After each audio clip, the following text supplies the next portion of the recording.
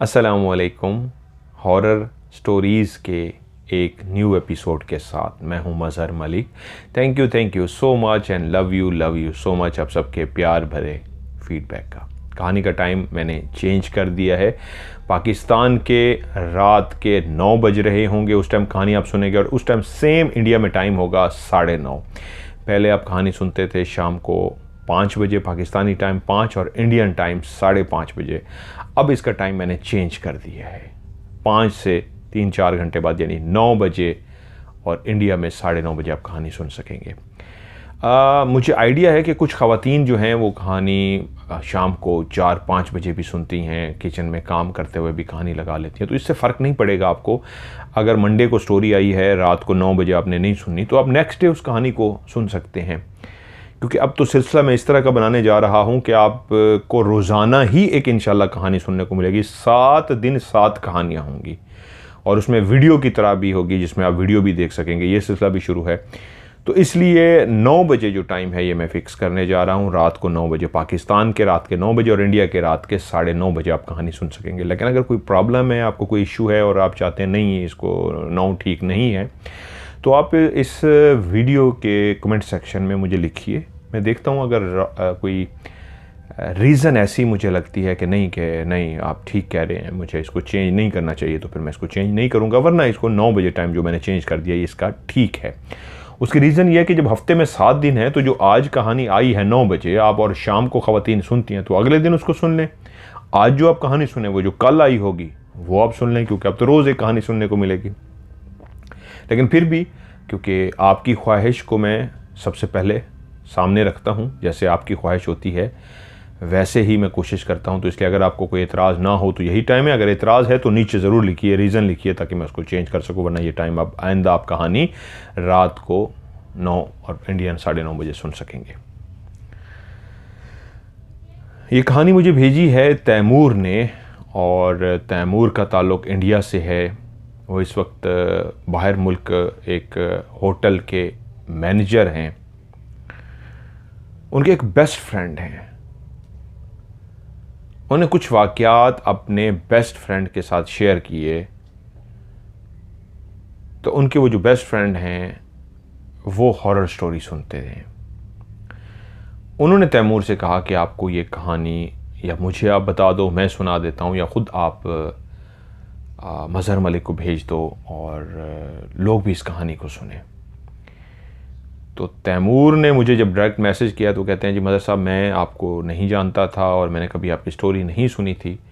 तो मैंने अपने उस बेस्ट फ्रेंड से कहा कि यार मुझे भी उसकी कहानी सुनाओ, मैं तो नहीं कभी कहानी सुनी या मुझे उनके बारे में आइडिया नहीं है। तो मेरे बेस्ट फ्रेंड ने मुझे जब आपकी स्टोरी सुनाई तो मैंने अभी ही कुछ अर्सा पहले आपकी कहानी सुनी है। ऐसा मज़ा आया आपके सुनाने का अंदाज़े बयां, और जिस तरह आपने लफ्ज़ों से खेला है। तो मेरे पास काफ़ी टाइम होता है होटल में, आपको पता है ये फील्ड ऐसी होती है, जब हम बैठते होते हैं करने को बाज़ वक़्त कुछ नहीं होता, तो मैं आपकी स्टोरी लगा लेता हूँ। मैं तो आपका फ़ैन हो गया हूँ। मैं कभी भी ये स्टोरी ना भेजता, क्योंकि एक होटल की जो इस तरह की चीज़ें होती हैं वो लीक हो जाती हैं।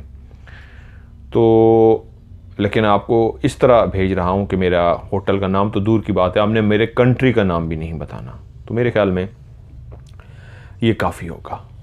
आप कहानी सुना दीजिए। तो कहानी पेश खिदमत है तैमूर की ज़बानी। इंडिया से उनका ताल्लुक़ है। वो कहते हैं, मैंने अपनी एजुकेशन जो मुकम्मल की होटलिंग लाइन में की, होटलिंग के बारे में सारा पढ़ा, और पढ़ते पढ़ते मेहनत करते करते निकलते निकलते कहाँ से कहाँ किस्मत, कहाँ से कहाँ यहाँ तक एक ऐसे मुल्क में ले आई जो बहुत ही खूबसूरत कंट्री, और ऐसा जहाँ पे ख्वाहिश रखता था कि मेरी मंजिल हो, ये होगी, मैं इस जगह पे पहुँच जाऊँगा। तो जो मैंने पढ़ा है तब मैं समझूंगा मुझे उसमें कामयाबी मिल गई, मैंने अपने टारगेट को अचीव कर लिया।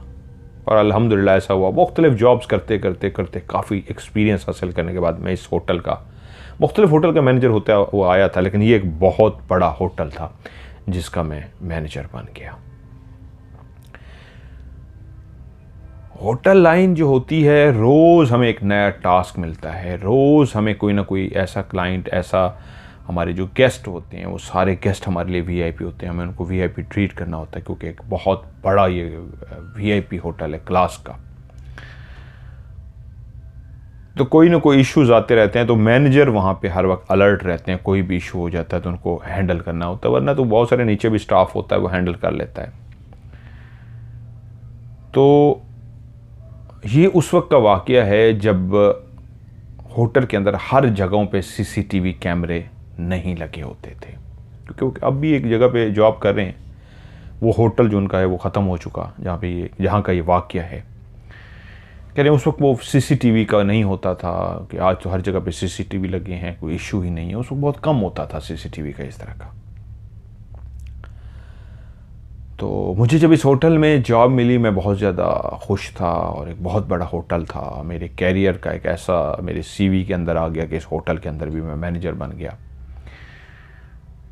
ये एक अच्छा, इसमें उन्हीं की ख्वाहिश में मैं बहुत सारी चीज़ें जो हैं खुल के नहीं बताऊंगा, लाइक जो रूम नंबर असल कौन सा था, कितना फ्लोर है, ताकि वो कह रहे हैं बेशक मैं होटल छोड़ चुका हूँ लेकिन बेहतर है कहानी दबी हुई रहे।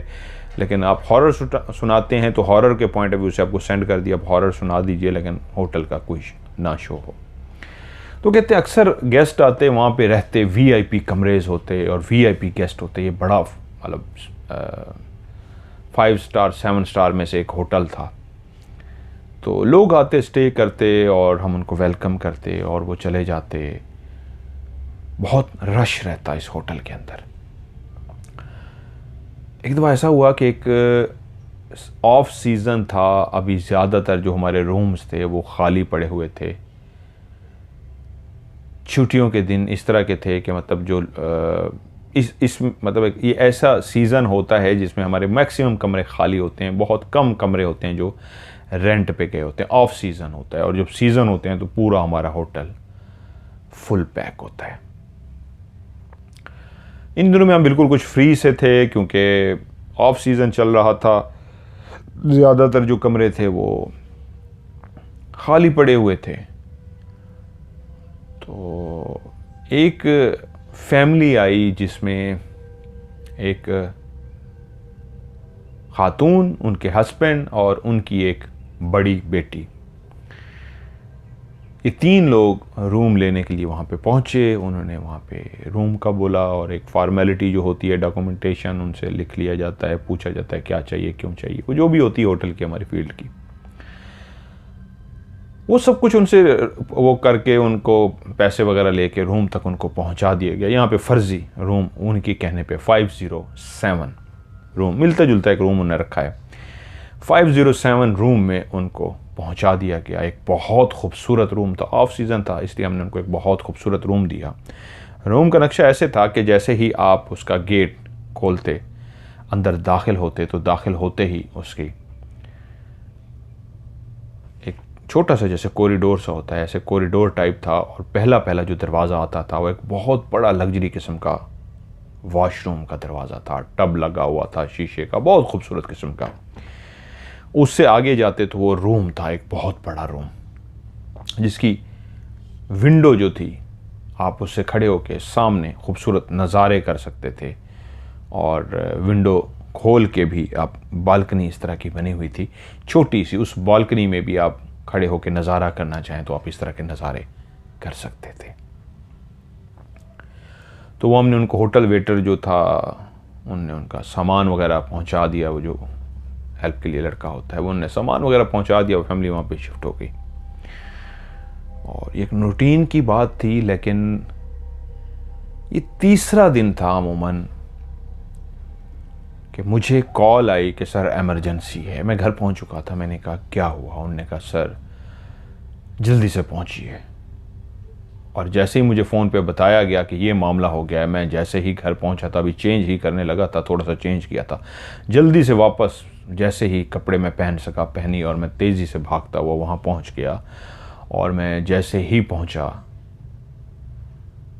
तो जो सीन मेरा मुंतज़र था वो बहुत ही भयानक और खौफनाक था। रूम नंबर 507 में वो जो फैमिली आके रुकी थी, मियाँ बीवी और उनकी एक जवान बेटी, बीवी और बेटी को ऊपर बालकनी से खिड़की खोल के शौहर ने धक्का दे दिया।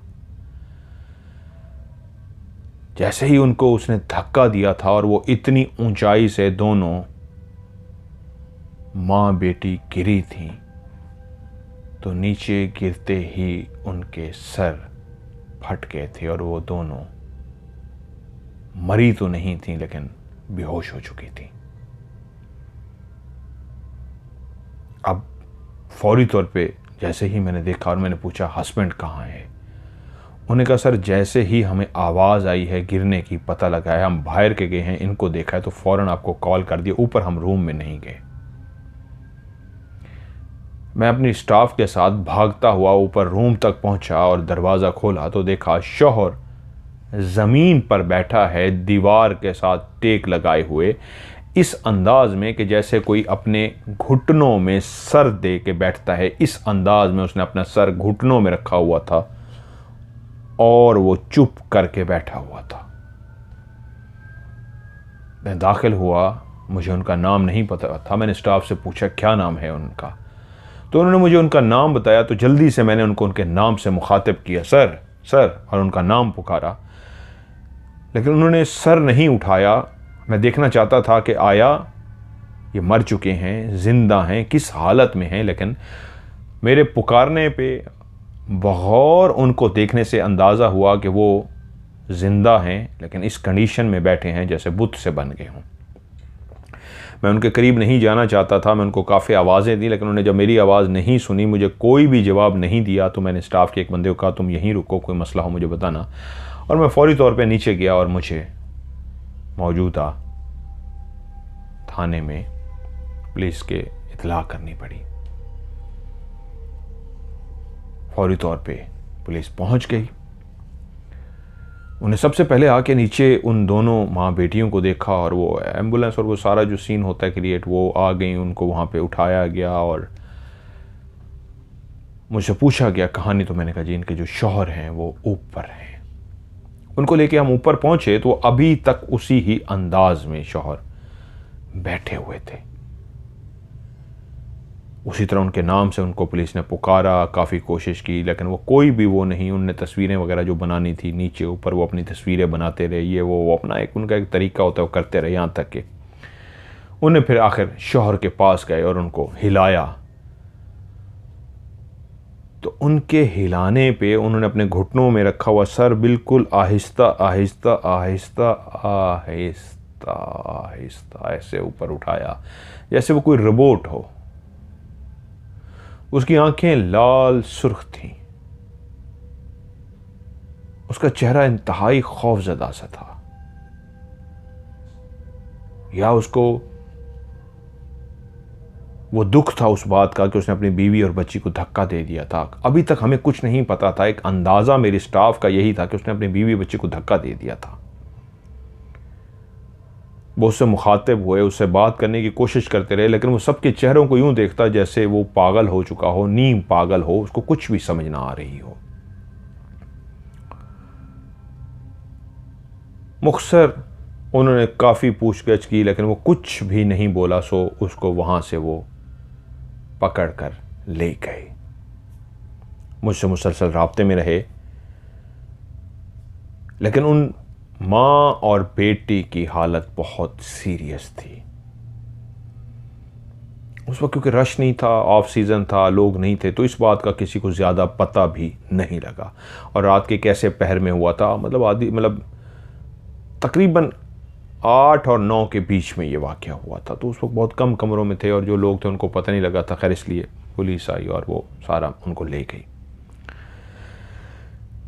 मैं अब अपने होटल के उस स्टाफ के साथ मौजूद था कि यार किसी ने कुछ देखा। मैं भी अब उनसे पूछना चाह रहा था क्योंकि पुलिस ने हमें कहा हम आपसे फिर रब्ता करेंगे, दोबारा आएंगे, इस कमरे को लॉक कर दें। हमने उस कमरे को लॉक कर दिया। वो जो जगह थी नीचे उसको भी हमने बंद कर दिया ताकि उसके करीब कोई ना जा सके। उन्होंने अपनी कार्रवाई बाद में करनी होती है। मैंने अपने स्टाफ से पूछा क्या किसी को आइडिया हुआ है कौन है ये, कहाँ से आई, कि क्या वाक़या। उन्होंने कहा सर ये 3 दिन पहले इन्होंने रूम लिया था, ये ज़्यादातर टाइम इन्होंने रूम में गुजारा है, ये बाहर नहीं निकले। 1-2 दफ़ा शायद ये गए हैं शाम के टाइम में, और वो भी कोई तकरीबन 2 से ढाई घंटे बाद ये वापस आ गया। हमने अंदाज़ा है कि ये वापस आ गए हैं, लेकिन वापस आते हमने नहीं देखा। खाना ये बाहर से खा के आते थे। इन्होंने होटल में शायद 1 या 2 दफ़ा खाना मंगवा के खाया है। उसके अलावा मैंने क्या, जब ये आए थे कौन था, उन्होंने बताया सर वो थे जिन्होंने उनको रूम दिया था, वो लड़की थी। उससे मैंने पूछा कि जब ये आए थे क्या ये परेशान थे या कोई इनके चेहरे पे कुछ इस तरह का लग रहा था, कोई टेंशन में या इस तरह का। उन्होंने कहा ये तो बिल्कुल हंसते खेलते आए थे, शरारतें कर रहे थे, मुस्करा रहे थे, बिल्कुल फ्रेंडली माहौल में थे, कहीं से भी नहीं लगता था कि ये कोई टेंशन में है। उस शख्स को मैंने भी देखा था, शक्ल से तो वो ऐसा नहीं लगता था सख्त तबीयत लड़ाका या इस तरह का, वो तो एक खुश शक्ल और हंसने खेलने वाला शख्स नजर आता था। तो फिर क्यों उसने अपनी बीवी बच्ची को धक्का दे दिया? यही बातें पुलिस दोबारा हमारे पास आई, उन्होंने आके हमसे सारी ये बातें दोबारा से पूछी। हमने जो जो पता था, मैंने स्टाफ से पूछा था, वो सब कुछ उनको बता दिया। उन्होंने स्टाफ से भी सारे ये सवाल किए और कुछ दिन तक ये मामला चलता रहा। लेकिन पता लगा कि वो जो बेटी और माँ थी वो अल्लाह को प्यारी हो गई, वो ज़िंदा ना रह सकी। और उन साहब के बारे में पता लगा कि वो मेंटली तौर पे नॉर्मल नहीं हैं तो पुलिस की स्टडी में, लेकिन उनका इलाज चल रहा है।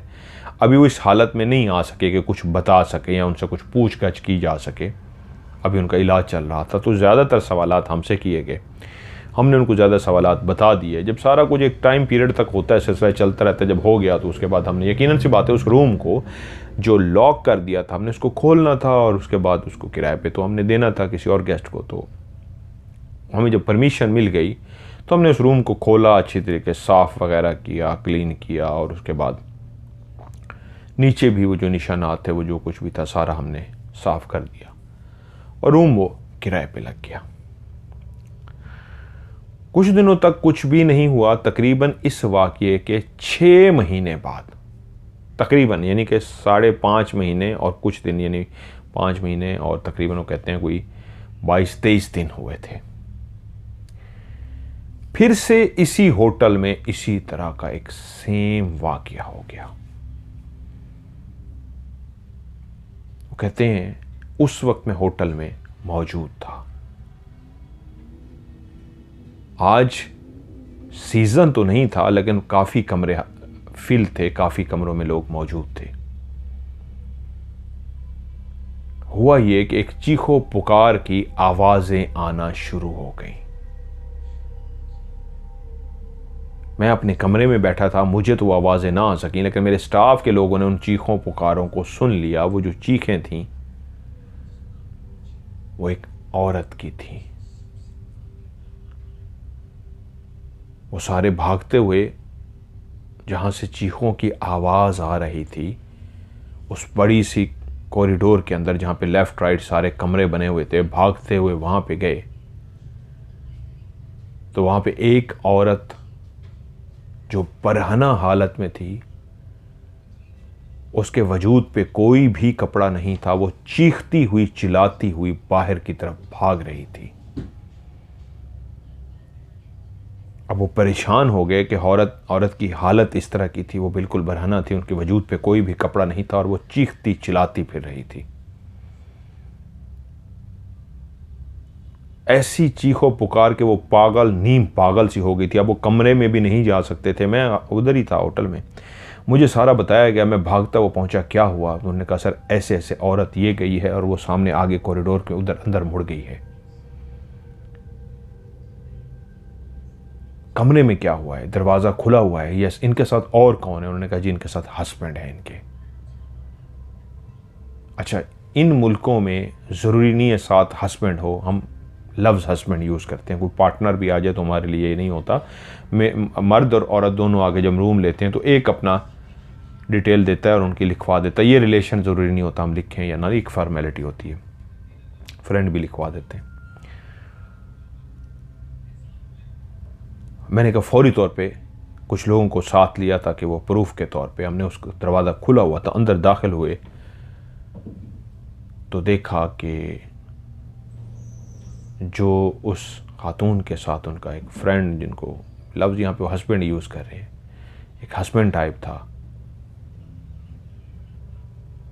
वो मरा पड़ा था।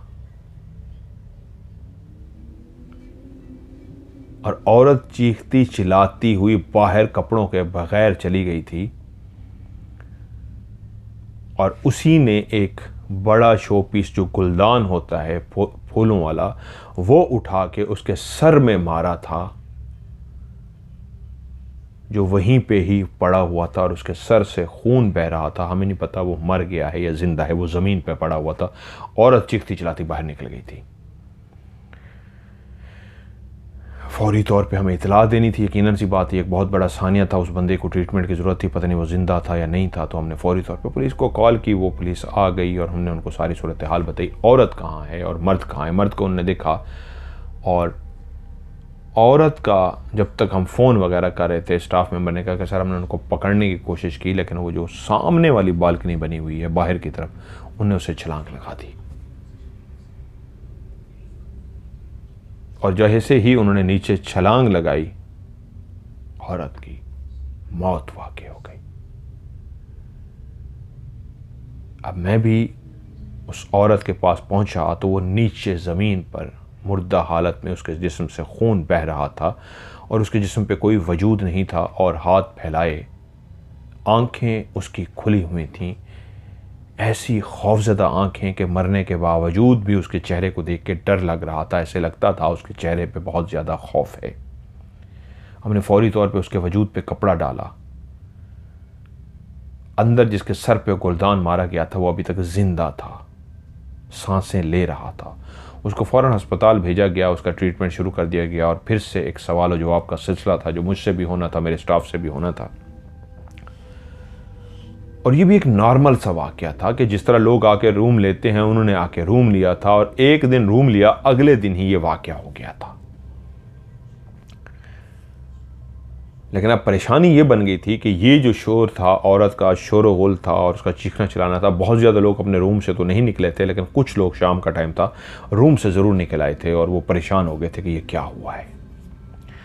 सबसे बड़ी बात ये होती है होटल लाइन में कि कोई एक वाक़या इस तरह का हो जाए, ये बाहर फैल जाए, लोगों को पता लग जाए, तो लोग, रेपुटेशन ख़राब हो जाती है, लोग उस होटल में नहीं आते। तो अब हमारे लिए भी यही था कि इस वाक़ये को जितना ज़्यादा हम छुपा सकते थे हमने छुपाना था, क्योंकि हमारा कसूर तो नहीं था। अगर किसी ने किसी को मारा है या किसी के साथ इस तरह का कोई हादसा हुआ है और औरत मारने के बाद परेशान होकर, शर्मिंदा होकर नीचे खुदकुशी कर लेती है, तो हम क्या कर सकते थे। जो हमें पता था हमने सारा पुलिस को बता दिया। लेकिन ये एक दूसरा वाक़या हो रहा था और ये बहुत हैरान कुन था। 6 महीने पहले एक तकरीबन और वाक़या हुआ था और फिर ये एक वाक़या था जिस पे हम सब भी ये थे कि ये क्या हुआ है। इससे पहले इस होटल की हिस्ट्री ये थी, इससे पहले यहाँ पे कुछ भी नहीं हुआ था और ज़्यादा अरसा भी, जब मैंने इस होटल को ज्वाइन किया था तो बहुत पुराना ही बना हुआ होटल भी नहीं था, इसको बने हुए अभी कुछ ही टाइम हुआ था। बताया यही गया था मुझे कि अभी ही कुछ अरसा पहले इस होटल को बनाया गया है। असल में इसको किसी से ख़रीदा गया है और उसको रेनोवेट भी किया गया है और रेनोवेट करके इसको चलाया गया है। इससे ज़्यादा उसकी हिस्ट्री मुझे भी नहीं पता थी। अब इसका पता यही लग सकता था कि वो जो साहब जिनके सर में गुलदान मारा गया था, ज़िंदगी और मौत की कशमकश में थे, वो होश में आए तो वो बताते कि माजरा क्या है और किस तरह की सूरत हाल है। लेकिन उनके दिमाग में इतनी गहरी चोट लगी थी कि एक तरह से वो कोमा वाली सिचुएशन में चले गए थे। अब वो होश में आते तो कुछ पता लग सकता था। मैंने अपनी तरफ से जितनी भी मालूमात थी वो सारी इकट्ठी की, स्टाफ से पूछा और नॉर्मल सी जो बातें थी वो हमें पता लगी, क्योंकि एक दिन पहले ही वो आए थे और सारी हमने इन्फॉर्मेशन जो पुलिस थी उनको बता दी। लेकिन मैं ज़रूर चौंक गया था कि ये एक दूसरा वाक़या इस होटल में पेश आ रहा था। मेरी ज़िंदगी की हमेशा एक आदत रही है कि मैं जब भी सुबह सुबह उठता, तैमूर कहते हैं कि मैं अपना फजर की नमाज़ कभी मैंने नहीं छोड़ी थी। मैं अपनी फजर की नमाज़ पढ़ता और बाकी दिन कोशिश करता, कोई मीटिंग या कोई इमरजेंसी ना होती तो मैं अपनी नमाज़ें पूरी रखता था। मेरे भी एक कैरियर था, स्टार्ट था, एक बड़े होटल में मैं आया था, लेकिन जो कुछ हो रहा था मेरे लिए भी परेशानी की बात थी। तो मैंने कहा अल्लाह मियाँ मेरे लिए जो बेहतर है वो फरमा, क्या मैं छोड़ दूँ इस होटल को, क्या करूँ। मुझे भी कुछ समझ ना आए, मैं ख़ुद भी परेशान हो गया कि ये क्या हो रहा है। खैर वक्त गुज़रता रहा और इस रूम को भी कुछ टाइम के लिए जिस तरह बंद करना था, उसकी कार्रवाई करनी थी, पूछगछ होनी थी, ये सारी एक जो एक होती है उनका, वो उन्होंने बंद किया। वो पूछते रहे, देखते रहे, तस्वीरें खींचनी, ये वो सारा कुछ इस तरह करते रहे। तकरीबन 1 साल पूरा गुजर गया और उसके बाद उस होटल में 1 साल तक कोई भी वाकया नहीं हुआ।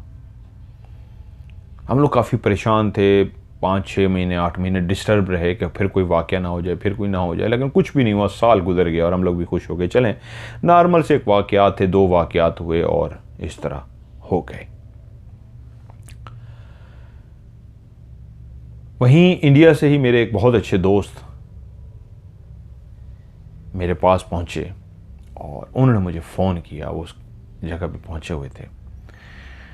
और जब उनकी मुझे कॉल आई और मुझे ट्रांसफ़र की गई, तो मैंने जब की तो आगे से जो बोल रहा था उसने मेरा नाम लिया और तैमूर साहब बात कर रहे हैं। मैंने कहा जी मैं बात कर रहा हूँ। उन्होंने कहा तैमूर तू भूल गया अपनी उस बात को, और ऐसी बातें करनी शुरू कर दी कि मैं चौंक पड़ा। ये कौन है जो मेरा माजी जानता है, ये कौन है जो मेरा सब कुछ जानता है, इसके सारा कुछ मेरा पता है। मैंने कहा सर आप कौन बात कर रहे हैं। मैं उसकी बातें सुनता रहा। उसने कहा देख लो, हम तो बहुत पहुंची हुई चीज़ हैं, हम तो लोगों के दिलों का हाल भी जान लेते हैं, हम तो बहुत कुछ बता सकते हैं, हम तो ये हैं, हम तो ये हैं। मैं परेशान, ये कौन है, मैं उनकी आवाज़ सुनूं परेशान हूँ। तो मैंने कहा प्लीज़ सर आप बताइए, आप कैसे मेरे बारे में कैसे जानते हैं। उसने कहा जी आपके बारे में हम जब मिलेंगे आपसे फिर आपको बताएंगे आपके बारे में। आपके बारे में क्या, हम हर बंदे के बारे में बहुत कुछ जानते हैं, हम बहुत पहुंची हुई हस्ती हैं, हमने बहुत कुछ चिल्ले कर रखे हैं, हमने मतलब इस तरह बातें की। मैं कहा मेरे लायक क्या हुक्म है, हुक्म कीजिए। उन्होंने कहा मिलना है आपसे, आपके बारे में बहुत कुछ बताना है, आपको सामने बिठा के बताएंगे। मैं कहा जी ज़रूर तशरीफ़ ले आइए, मेरे ऑफिस आ जाइए। मेरे ऑफिस में मुझे बताया गया कि सर आपसे कोई मिलना चाह रहा है। मैंने कहा कौन है। तो उन्होंने कहा कि सर ये अपना नाम बताते हैं और वो कहते हैं कि मेरी तैमूर साहब से फ़ोन पे बात हुई थी और मैंने उनसे कहा था कि मुझे उनसे मिलना है, उनके बारे में उनको सामने बिठा के बहुत कुछ बताना है। मैंने कहा कौन है। कहते सर पता नहीं, एक दाढ़ी वाले शख्स हैं कि दाढ़ी रखी हुई है और मौलवी टाइप से नज़र आते हैं और ऐसे सफ़ेद शलवार कमीज़ पहनी हुई है और इस तरह है, बड़ी सी दाढ़ी है। मैं परेशान हो गया। मैंने कहा ये कौन है। मैंने कहा ठीक है उसको भेज दें। वो अंदर आए और जैसे अंदर आए दरवाज़ा खोलते ही आके खड़े हो गए, ऐसे ना अलर्ट हो गया, ऐसे मुझे गर्दन एक साइड पे टेढ़ी करके ना ऐसे मुझे देखी जा रहे हैं और मैं उनको देख रहा हूँ कि कौन है। उनको देखते देखते मुझे एहसास हुआ कि चेहरा कहीं ये जाना पहचाना लग रहा है, दाढ़ी ज़रूर है लेकिन कुछ जाना पहचाना लग रहा है। और एकदम देखते देखते एकदम मुझे शौक लगा, ओए मैंने कहा तू। मेरे मुंह से एकदम उसका नाम निकला कि तू। और उसने गर्दन यूँ टेढ़ी की हुई थी, गर्दन साथ सीधी की, कहता हाँ मैं, और यूँ अपने हाथ खोल दिया। मैं एकदम से उठा, भागता हुआ उसकी तरफ गया, उसको लिपट गया, मैं उससे गले मिला। हम बचपन के क्लास फेलो थे। वो बहुत बदल गया था, बहुत उसका हुलिया अजीब सा हो गया था, आवाज़ बड़ी भारी हो गई थी उसकी। मैं बड़ा जोश से उसको मिला, उसको बिठाया, गपशप की और मैंने कहा हम दोस्तों की जिस तरह बातें होती हैं हमने बातें की। मैंने कहा कैसे कैसे। कह रहा यार बस आया था, कुछ दिन यहाँ रहना है और एक काम के सिलसिले में है, उसके बाद फिर मैंने आगे एक और कंट्री जाना है और उसके बाद। तो मैंने कहा रिहाइश कहाँ पे है। उसने कहा रिहाइश अभी लेनी है भाई, कोई होटल वोटल लेना है। कि पता था हमारा दोस्त एक होटल में है, तो हमने कहा क्यों ना वो जो पैसे किसी और को देने हैं वो हम अपने दोस्त को दे दें। तो मैंने कहा अच्छा अब तू ये मुझे बेइज्जत करेगा तो मुझे पैसे देगा, ये है वो है, ठीक है मैं तेरे लिए एक स्पेशल पैकेज, ये वो जिस तरह हमारा एक होता है। मैंने उसको कह के उनके लिए एक रूम का कह दिया कि एक VIP रूम तैयार किया जाए, आप बैठो। मैंने कहा जब तक सामान मैंने कहा किधर। उसने कहा सामान मैंने रखवा दिया। मैंने उनको कहा कि सामान रूम में रखें और ऐसे बातचीत होती रही और सारा कुछ होता रहा।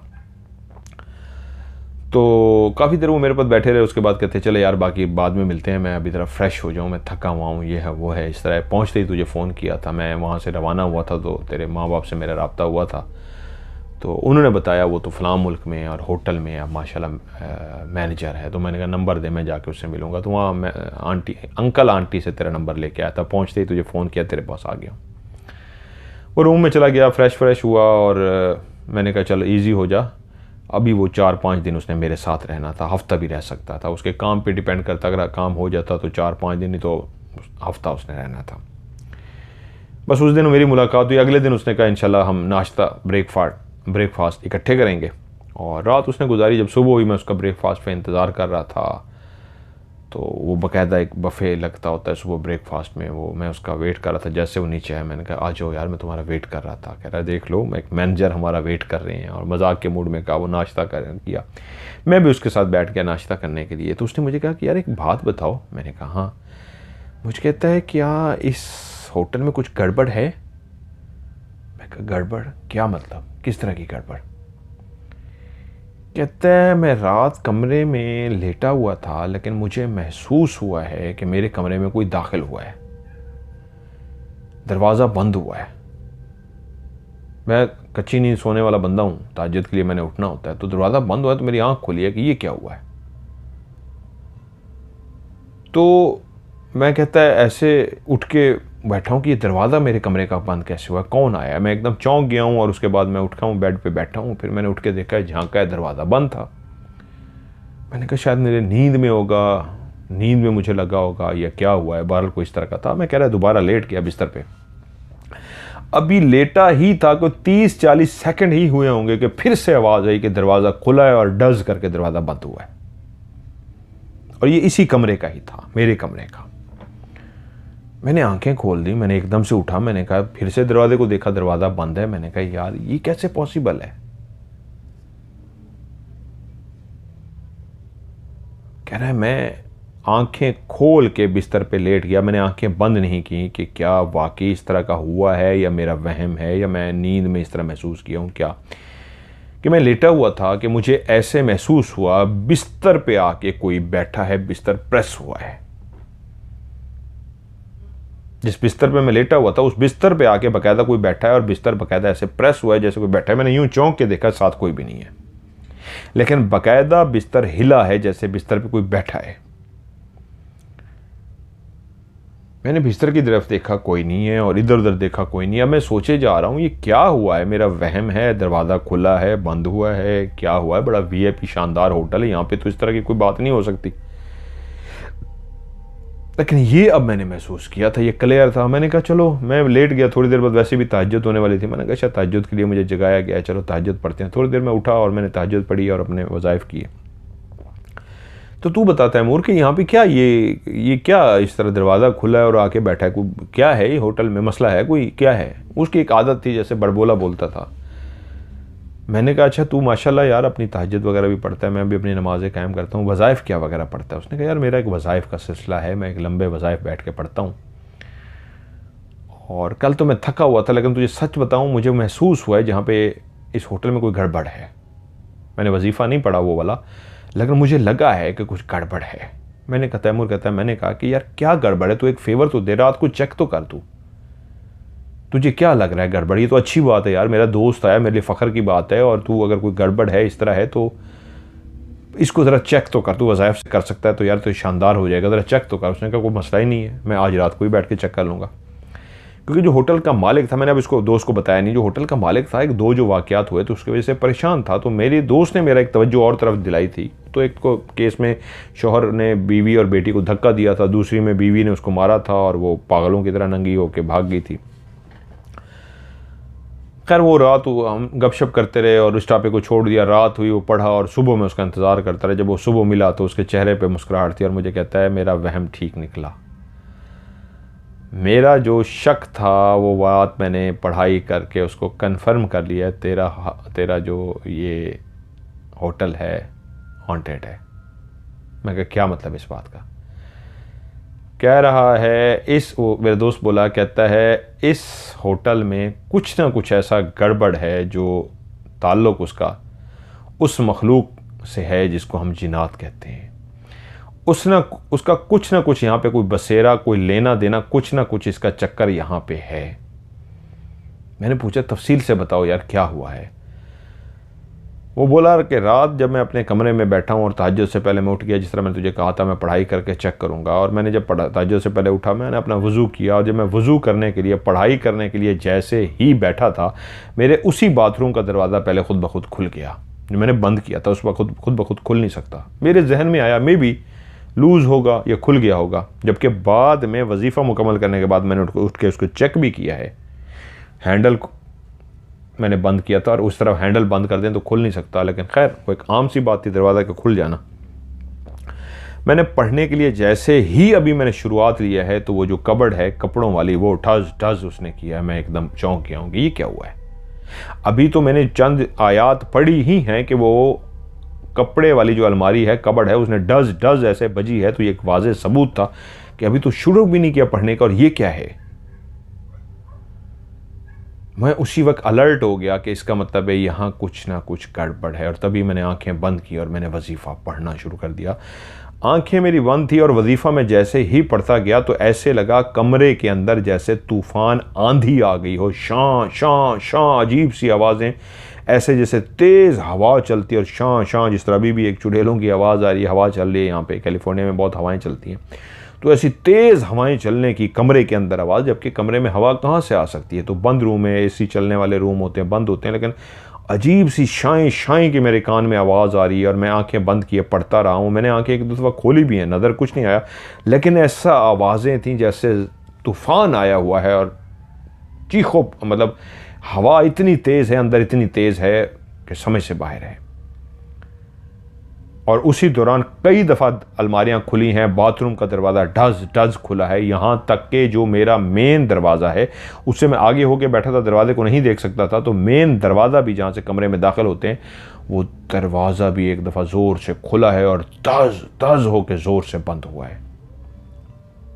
मैंने अपना पढ़ना जारी रखा है।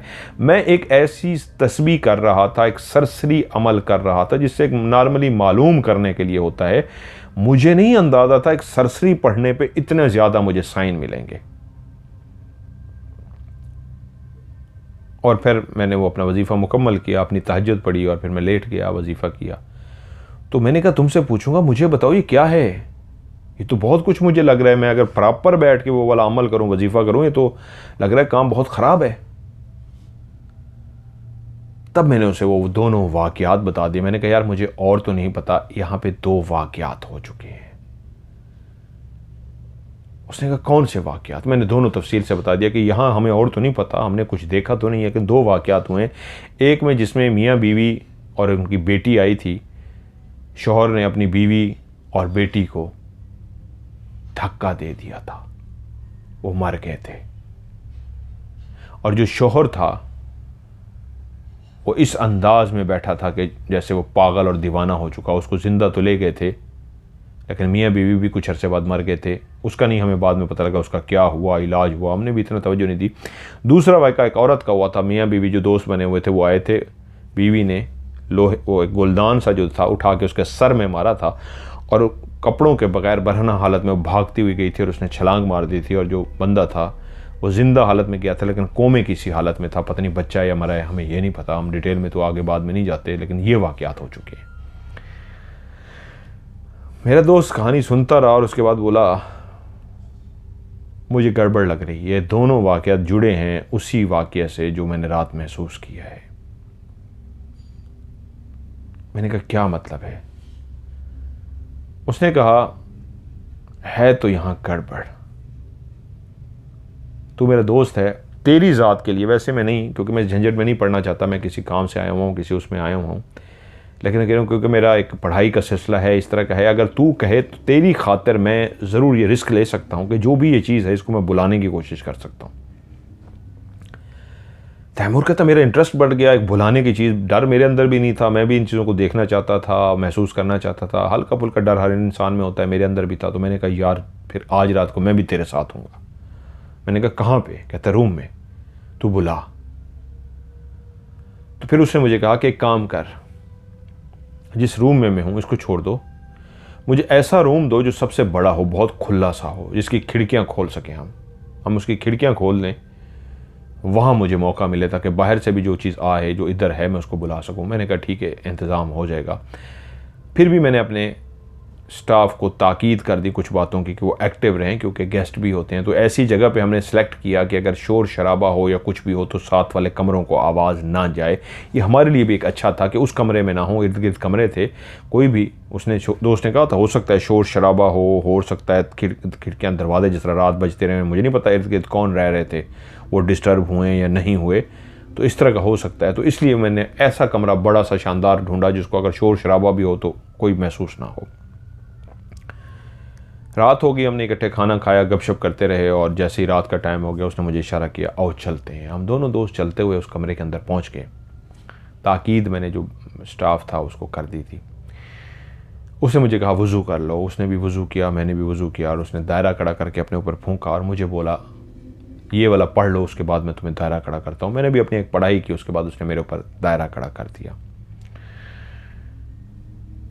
जब मैंने दायरा खड़ा कर लिया बिल्कुल मैं रिलैक्स, तो उसने मुझे कहा कि मैं जिस जगह पे तुम्हें बिठा रहा हूँ ना, इसके इर्द गिर्द एक हिसार खींच रहा हूँ, तुमने ये जगह नहीं छोड़नी, इसी हिसार के अंदर बैठे रहना है, चाहे कुछ भी हो जाए, तुम्हें नुकसान नहीं पहुंचेगा, तुम हिसार के अंदर हो, बाकी देखते हैं अल्लाह मालिक है क्या है, इसको देखने की कोशिश करते हैं। हम लोग बातें करते रहे, बैठे रहे, और एक टाइम जब हो गया तो उसने कहा अब अलर्ट हो जाओ। वो बैठ गया, मुझे उसने एक दायरे कड़े में बिठा दिया और उधर दायरा कड़ा लगा दिया, हम दोनों बैठ गए, और उसने आंखें बंद की और पढ़ना शुरू कर दिया। मेरी आंखें खुली थी। उसने मुझे कहा तुम देख सकते हो, तुम्हें आंखें बंद करने की ज़रूरत नहीं, अगर खौफ महसूस हो तो तुम आंखें बंद कर लेना, डरना नहीं। उसने कहा मैंने तुम्हें चेक कर लिया है, माशाल्लाह तुम ब्रेव हो, डरने वाले नहीं हो, रिलैक्स। उसने पढ़ना शुरू किया, पढ़ता गया कि मैंने देखा वो खिड़की जो साइड पे खुली हुई थी, उसी खिड़की की तरफ देखा कि खिड़की के बाहर वाली साइड पे एक गोल गोल दायरे में कोई चीज़ घूम रही है। वो बैठा पढ़ रहा है, आवाज़ नहीं आ रही, लेकिन मेरी आंखें मुसलसल देख रही थी, कमरे में लाइट थी, और मैंने तभी खिड़की की तरफ देख लिया। एक गोल गोल सा दायरा है जो ज़ोर ज़ोर से फिर रहा है, वो काला स्याह है, लेकिन उसका सेंटर वाला हिस्सा जो उसके दरमियान में वो सफ़ेद है, कुछ अजीब सा, और वो गोल गोल घूम रहा है। काला होने के बावजूद भी मुझे नज़र आ रहा है कि बाहर कुछ गोल गोल सा घूम रहा है, और मैंने तभी देखा वो गोल गोल सा घूमते घूमते खिड़की में दाखिल हुआ है। जिस वक्त वो खिड़की में दाखिल हुआ है उस वक्त वो स्ट्रेट हो गया, गोल नहीं रहा, सीधा हो गया, और सीधा होके आया है छत की तरफ आके, और इतना बड़ा हो गया कि पूरी छत उसने कवर कर लिया, और गोल गोल वो घूम रहा है। इतना गोल है और वो छत पे घूम रहा है कि पूरी छत उसने कवर की हुई है, और मैं नीचे बैठा उसको देख रहा हूँ, और मेरे दिल की धड़कन तेज हो गई है, मैं थोड़ा सा घबरा रहा हूं।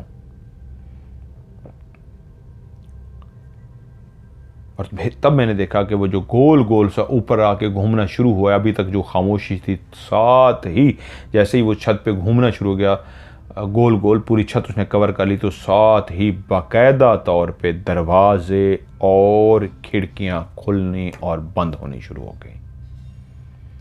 पहले पहले बाथरूम का दरवाज़ा खुला, डज डज डज डज, खुला बंद हुआ, साथ ही कबर्ड खुलनी शुरू हो गई, दूसरी कबर्ड खुलनी शुरू हो गई, जो जो खिड़की थी जो खुल सकती थी डज डज करके वो खुलना शुरू हो गई, बंद होना शुरू हो गई, और वो ऊपर गोल गोल घूम रहा था।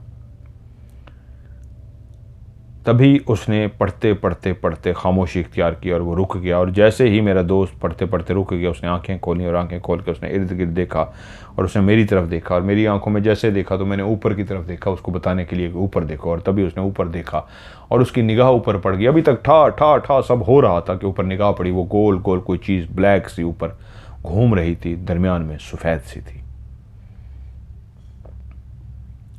उसने पढ़ाई की, फिर आंखें बंद कर ली और पढ़ना शुरू किया, और पढ़ने के बाद उंगली पे 3 उसने फूंके मारी, उंगली को ऐसे ऊपर किया और ऐसे ऊपर करके ज़ोर से ऐसे उंगली को नीचे ज़मीन पे मारा।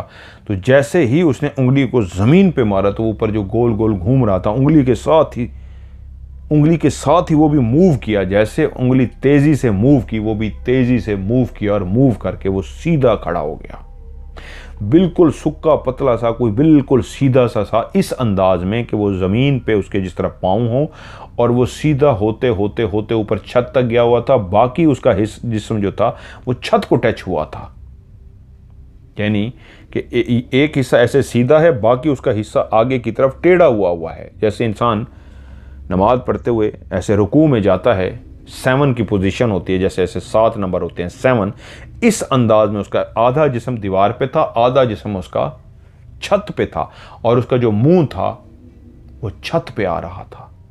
वो गोल गोल से ऐसे एकदम उंगली के इशारे करने से वो सीधा तो हो गया था, लेकिन मुंह अभी भी छत पे था।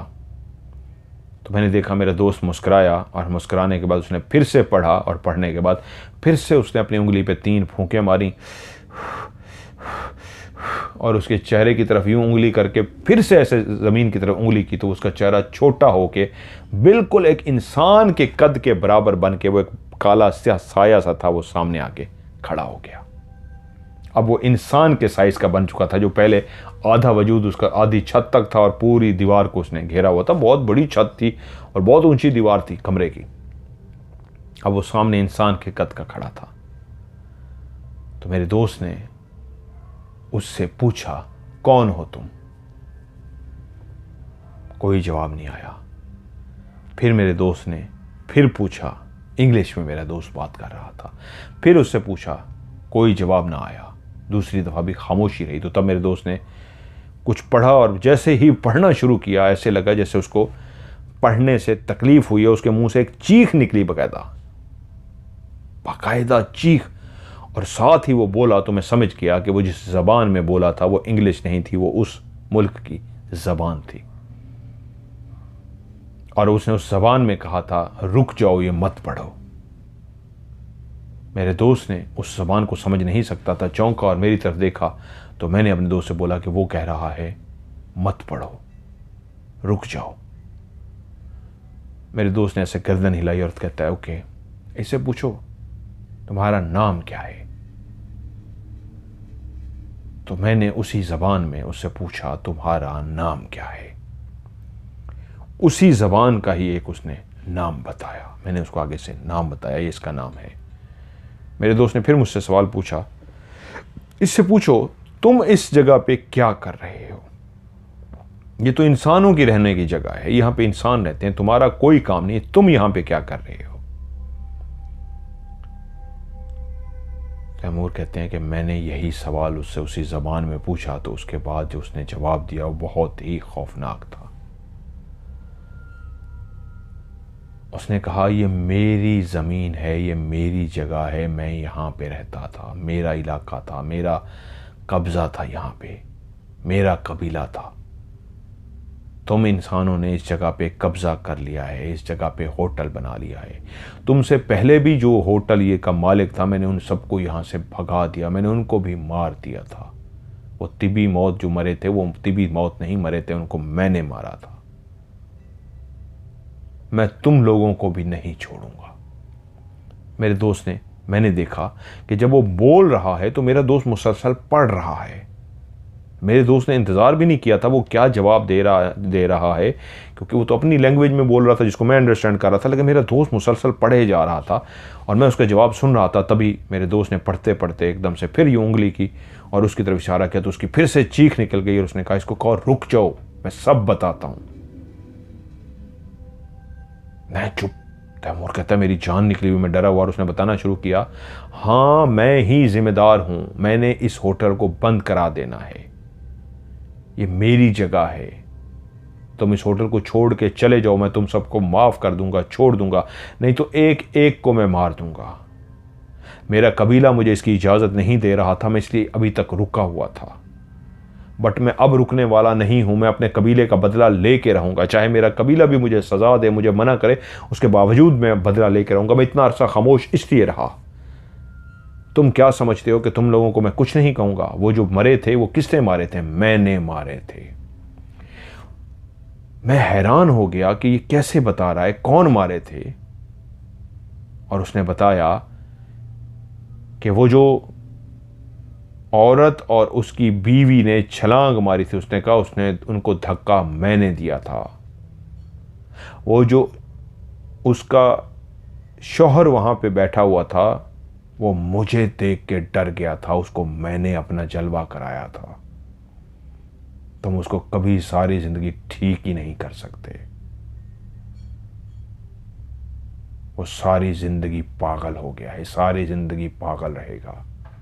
और जाके पता करो वो मर गया है, मार दिया है मैंने, उसको भी मार दिया है। और उस औरत के कपड़े मैंने फाड़े थे। वो औरत मुझे देख के पागल हुई थी। वो जो उसके सर में गुलदान था वो मैंने मारा था। उस औरत ने जो छलांग लगाई थी वो मैंने ही उसको धक्का दिया था। और तुम्हारा दोस्त जो पढ़ रहा है, मैं सब जानता हूं इसकी कितनी ताकत है, मैं इसको भी मार डालूंगा। और उसके बाद उसने कह के लगाने शुरू कर दिए। मैंने ये सारी बातें अपने दोस्त को बताई तो मेरा दोस्त मुस्कुराया और मुस्कुरा के मुझे कहा कोई बात नहीं, कोई बात नहीं, ऐसे हाथों का इशारा किया, मुझे कहता है कोई बात नहीं। और उसके बाद उसने फिर से पढ़ना शुरू कर दिया। उसने जैसे ही पढ़ना शुरू किया तो उसकी चीखें निकलना शुरू हो गई, चीखें मारे, चीखें मारे। मेरी उन चीखों से दिल की धड़कन तेज होगी, पूरा कमरा उस चीखों से लरज रहा था। ऐसे लगता था कमरे के अंदर उसकी चीखों से जलजला आ गया। उसकी चीखों से लगता था जैसे पूरा कमरा ऐसे जोर जोर से हिल रहा हो। वो शदीद चीखों पुकार कर रहा था और कमरा हमें ऐसा लगा वाकई जैसे बाकायदा हिलता हुआ हो, जलजला आता है, पूरा कमरा हिलता है, ऐसे हिले जा रहा हो। मेरा दोस्त मुसलसल पढ़ता जा रहा था, पढ़ता था, उंगली पे फूंक मारता था, ऐसे उंगली करता था, चीखें और बढ़ जाती थी। पढ़ता था, उंगली पे फूंके मारता था, उंगली करता था, चीखें और बढ़ जाती। पढ़ता रहा, मेरा दोस्त पढ़ता रहा। मैंने मुसलसल देखा मेरे चेहरे के दोस्त का चेहरा लाल सुर्ख हो गया, उसका जिस्म कपकपा रहा था, लेकिन वो पढ़ी जा रहा था। आंखें उसकी बंद थी, बस सिर्फ एक काम करता, हर थोड़ी देर के बाद 3 फूंके मारता उंगली पे और यूं कर देता और उसके बाद पढ़ी जाता और ऐसे कांपी जा रहा था। उसका चेहरा लाल सुर्ख, पढ़ी जा रहा था, पढ़ी जा रहा था, पढ़ी जा रहा था। और उसके बाद फिर से मैंने देखा आखिरी दफ़ा मेरे दोस्त ने जब यूं किया, जो चीखें मार रहा था, कमरा उसकी चीखों से गूंज रहा था, एकदम से फिर से वो ऐसे गोल हुआ और ऐसे गोल हो कि हमारी आंखों के सामने जैसे धुआं बनता है, ऐसे वो धुआं बना और धुआं बन के वो गायब हो गया। और जैसे ही वो धुआं बना और गायब हुआ तो कमरे में जो जलजला सा आया हुआ था, तूफान सा आया हुआ था, वो सारा ऐसे थम गया, ऐसे रुक गया जैसे हुआ ही कुछ नहीं है। सब कुछ अपनी जगह पे सुकून में आ गई। मेरा दोस्त फिर भी पढ़ता रहा। कुछ देर के बाद उसने आंखें खोली, पसीने पसीने हुआ उसकी हालत बहुत ख़राब थी। और उसने मेरी तरफ देखा और मुझे कहता है अब उठ सकते हो, मुझे पानी दो, मैं अभी बैठा हूँ यहाँ पे। मैंने जल्दी से उठ कर उसको पानी दिया। उसने कहा मुझे कुछ पिलाओ, मेरे हालत ख़राब हो रही है। मैंने उसके लिए जूस मंगवाया और जो कुछ उसके लिए था उसको मंगवाया, उसको दिया और उसके बाद उसको उठाया और बिस्तर पे लेट गया। कुछ देर उसको नॉर्मल किया, कुछ देर उसको नॉर्मल होने में लग गया। और उसके बाद जब वो रिलैक्स हुआ, नॉर्मल हुआ, तो मैंने उससे पूछा क्या हुआ था। तो उसने कहा वो वाकई बहुत ताकतवर था, वो वाकई उसने सही कहा था, वो नुकसान पहुंचा सकता था। वो जो खुद से बताता गया है वो खुद से नहीं बता रहा था। मैंने जब पढ़ना शुरू किया तो उसकी जो चीख निकली थी मैं समझ गया था इससे उसको तकलीफ़ हो रही है। मैंने पढ़ना शुरू कर दिया, ताकत वो मेरी भी समझ गया था। ये अल्लाह जानता है मुकाबला बहुत सख्त था। वो जो खुद से बोलता जा रहा था, सब कुछ बताता जा रहा था, वो इसलिए बोलता और बताता जा रहा था कि मैंने इधर से पढ़ना इस तरह का शुरू किया, वो बताता गया। लेकिन उसका जो डर था, खौफ जगह, एक जगह पे वो रिलैक्स हो गया था। उस वक्त वो करने के मूड में आ गया था, क्योंकि मेरे जिस्म को 2 झटके लग गए थे। मुझे लग गया था कि अब ये कुछ करने लगा है। इससे पहले कि वो मुझ पे वार करता, वो ताकतवर था, जिस कबीले से था, ताकतवर कबीले से था। मेरे पास जितना इल्म है मुझे पता है, मैंने फौरी तौर पे अपना तन मन धन लगा दिया, जितना मैं ज़ोर लगा सकता था मैंने ज़ोर लगा दिया, क्योंकि मुझे पता है अगर मैंने हल्की सी भी भूल चूक कर दी, हल्की सी भी गलती हो गई, ये मुझे मार डालेगा, तुम्हें भी साथ में मार डालेगा। जिस तरह उन लोगों का वो खून कर चुका है, हमारा भी कर देगा। लेकिन खुदा का शुक्र है कि मैंने जिस तरह पढ़ा उसको मौका ही नहीं दे सका, वो संभल ही नहीं सका। जब मेरे वजूद को 2 झटके लगे और मैं अलर्ट हो गया तो उसके बाद बस फिर मैंने रुका नहीं हूँ। वो पढ़ता रहा, शदीद पढ़ता रहा। तब मुझे अंदाज़ा हो गया कि इसको आग लग गई है, इसको तकलीफ़ हो रही है, तभी चीखें मार रहा है। मैं उसकी चीखें निकलवाता रहा। तभी मुझे लगा कि उसकी शक्ति, उसका जादू, उसकी ताकत कमज़ोर पड़ रही है। मैं और पढ़ता गया, कमज़ोर पड़ रही है, मैं और पढ़ता गया, कमज़ोर पड़ रही है, मैं और पढ़ता गया। कि तभी मेरी आंखों ने देखा कि वो धुआं बना है, तो मैं रिलैक्स हो गया। धुएं का मतलब ये है जल के खाक हो गया, धुआं बन गया, ख़त्म हो गया उसका वजूद। लेकिन मेरे जिस्म से ताकत निकल गई, मेरे जिस्म से जान निकल गई है। मैं अभी नॉर्मल नहीं हूँ। हो सकता है कल तक मुझे बुखार भी हो जाए, क्योंकि मेरा जिस्म टूट रहा है। मैं अपने दोस्त की सेवा करने में लगा रहा और वो सही कह रहा था। अगले दिन मेरे दोस्त को शदीद बुखार हो गया और उसका वो जो 3-4 दिन का ट्रिप था वो हफ्ते में इसलिए बदल गया कि अगले 2 दिन वो बुखार में रहा। और मैंने मालिक को बताया, सारी सूरत हाल बताई, यहाँ तक कि सारी रिपोर्ट हमने पुलिस को भी बता दी थी कि वो जो वाक़यात हुए थे, इस तरह हुआ है, इस तरह हुआ। कुछ मानते हैं, कुछ नहीं मानते। और वो बात उसने सही कही थी। वो जो माँ और बेटी ने छलांग मारी थी, जिसको उसने बताया था कि मैंने धक्का दिया था, उनका वो जो शौहर था और लड़की का बाप था, वो भी जो उसने कहा वो भी अब मर गया, वो बाकी मर गया था। लेकिन वो इस तरह बता के गया, हमारा फ़र्ज़ था, हमने बता दिया। और मेरा दोस्त वहाँ रहा, हमने उसकी बहुत सेवा की। मालिक के होटल का जो मालिक था उसको मैंने बुलाया, उसने बहुत सेवा की, मेरे दोस्त की बहुत केयर की, बहुत ये कहा, उसको बहुत बड़ी ऑफ़र दी कि ये है, ये है, ये है। बहरहाल वो इस तरह कि अल्हम्दुलिल्लाह मेरा दोस्त रिकवर हो गया। उसका फिर ट्रिप हमने बढ़वा दिया, उसको घुमाया फिराया, मेरे मालिक के कहने पे उसको प्रोटोकॉल दिया गया और बहुत ज़्यादा वो किया गया। और उसके बाद वो कुछ अरसा रहा और चला गया। और मैं काफ़ी अरसे तक उस होटल में काम करता रहा, लेकिन उसके बाद दोबारा उस होटल में कुछ भी नहीं हुआ, सब कुछ सुकून में आ गया। और उसके बाद फिर मैंने उस होटल को छोड़ दिया, ज़िंदगी इस तरह चलती रहती है, कहीं और चला गया और चला गया। अब तो ज़िंदगी काफ़ी वो हो गई है। तो ये वाक़या मैंने किसी को नहीं सुनाया था, मेरी वो स्टाफ को पता था और उनको भी मना कर दिया गया था कि आप लोगों की भी रोज़ी लगी है, इसको बाहर निकालेंगे तो इस तरह मसला होगा। तो मैंने ये वाक़या अपने बेस्ट फ्रेंड को सुनाया, तैमूर कहते हैं, तो उसने मुझे कहा कि ये वाक़या मज़हर मलिक को भेजो।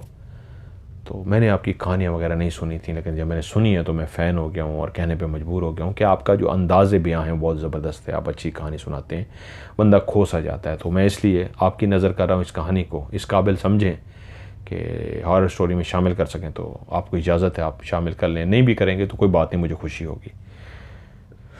तो तैमूर साहब, ये आपकी कहानी मैंने प्रोग्राम में शामिल कर दी है। आप कैसी लगी है आप ज़रूर मुझे कमेंट सेक्शन में आप बता सकते हैं, व्हाट्सएप पे भी बता सकते हैं सुनने के बाद आपको कहानी कैसी लगी है। ये थी आज की कहानी। आप लोगों ने भी बताना है आपको कहानी कैसी लगी। कमेंट सेक्शन में अपनी राय का इजहार ज़रूर कीजिएगा और आप लोग भी मुझे अपनी कहानियाँ भेजिए। अब 2 तरीके हैं, अगर आप चाहते हैं आपकी कहानी पे वीडियो हम बनाएं, वीडियो बना के आपको दिखाएं आपकी स्टोरी, तो उसके लिए आप कहानी लिख के भेजेंगे, उर्दू में आप कहानी को लिख के भेजिए।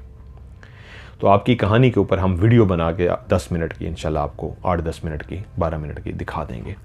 लेकिन उसके लिए तरीका ये है कि अगर आप चाहते हैं कि आपकी स्टोरी पे हम वीडियो बनाएं, तो आप कहानी उर्दू में लिखने के बाद सबसे लास्ट में अलग से यानी कहानी सेंड कर दें, फिर आखिर में एक उर्दू में लफ्ज़ लिखें कहानी, काफ हे अलिफ हा नून छुटी यानी कहानी। सबसे लास्ट में कहानी आपने सेंड कर दी सारी, फिर एंड में एक आखिरी मैसेज सिर्फ कहानी लिख दें, तो आपकी जो स्टोरी है उसके ऊपर हम वीडियो बना के हॉरर इंशाल्लाह आपको दिखाएंगे। और अगर आप चाहते हैं कि नॉर्मल जिस तरह आज मैंने कहानी आपको सुनाई है इसी तरह आपकी कहानी को भी मैं सुनाऊं, तो आप अपनी स्टोरी जैसे भी वॉइस मैसेज रिकॉर्ड करना चाहें या लिख के भेजना चाहें, क्योंकि जिसकी चाहते हैं आप वीडियो बने तो उसको सिर्फ लिख के भेज रहे हैं, उसका वॉइस मैसेज नहीं भेज सकते आप। लेकिन अगर आप चाहते हैं आपकी कहानी को मैं सुना दूँ जिस तरह अभी कहानी को सुनाया है, तो आप वॉइस मैसेज भी रिकॉर्ड कर सकते हैं, लिख भी सकते हैं। वॉइस मैसेज भेजने के बाद या लिखने के बाद एंड पे आप लिखेंगे स्टोरी, STORY, जहाँ पे लफ्ज़ इंग्लिश में स्टोरी होगा तो वो कहानी में बैठ के सुनाऊंगा, और जिसके नीचे कहानी लिखा होगा वो कहानी के ऊपर हम वीडियो बनाएंगे हॉरर, आपको वीडियो दिखाएंगे। और व्हाट्सएप का नंबर जिस पे आपने कहानी सेंड करनी है +9292 पाकिस्तान का कोड है 3136655550। मैं इसको रिपीट करता हूँ, +923136655500। उर्दू में इसको पढ़ेंगे +92-313665550। आज की हॉरर स्टोरी से मज़हर मलिक को दीजिए इजाज़त। अपना ढेर सारा ख्याल रखिएगा। खुदा हाफिज़।